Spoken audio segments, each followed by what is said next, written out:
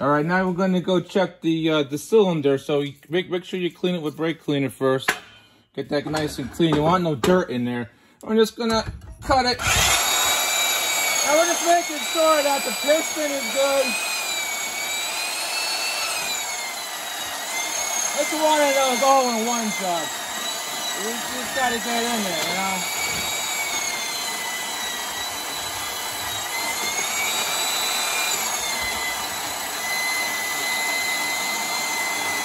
There we go, that's like butter.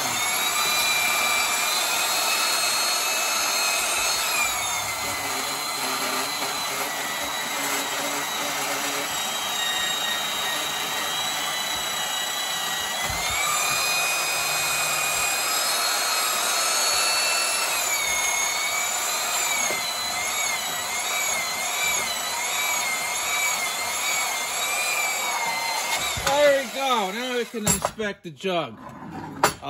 You see, that's what happens. That's what happens. A broken connecting rod. That's why it's broken. See, broken connecting rod. It's just junk now.